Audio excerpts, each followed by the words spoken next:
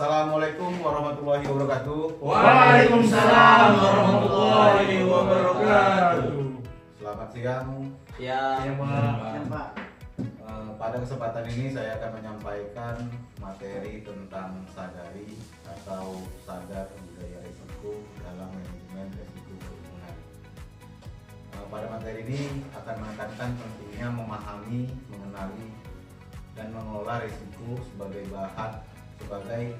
bagian dari budaya kerja sehari-hari di lingkungan perkebunan Nusantara. Risiko pada dasarnya adalah ketidakpastian. Dalam industri perkebunan, ketidakpastian tersebut dapat menentukan apakah perusahaan memperoleh keuntungan, mencapai titik pas, atau bahkan mengalami kerugian.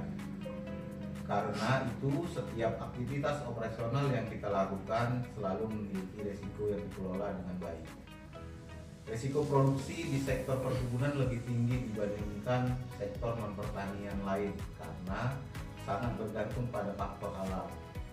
Produktivitas tanaman dipengaruhi oleh iklim, curah hujan, kondisi tanah, serangan hama, dan penyakit hingga bencana alam, serta keamanan lingkungan. Faktor-faktor tersebut seringkali berada di luar kendali manusia, sehingga diperlukan kesiapan dan strategi mitigasi yang tepat. Dalam materi ini dijelaskan terdapat 5 roda penggerak ketidakpastian produksi, yaitu ketidakpastian alam, dinamika harga, regulasi dan finansial, sikap SDM, serta disrupsi teknologi. Kelima faktor ini saling berkaitan dan dapat mempengaruhi hasil produksi perkebunan secara langsung maupun tidak langsung.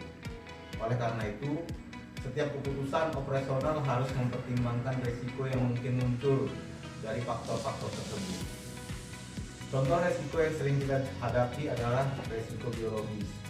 Tanaman yang sudah tua, serangan hama yang berdampak ekonomi, atau penyakit tanaman dapat menurunkan produktivitas secara signifikan.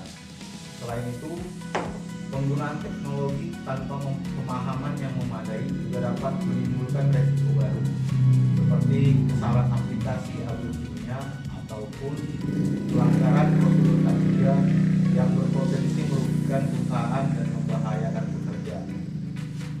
Karena itu, kita perlu memahami perbedaan antara risk reducing dan risk inducing.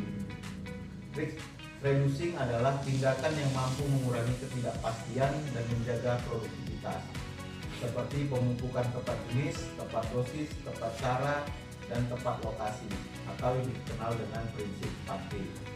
Sebaliknya, risk inducing adalah tindakan yang justru meningkatkan risiko, seperti salah dosis pupuk, dominasi tanaman tua, atau personal yang tidak memperhatikan kondisi cuaca.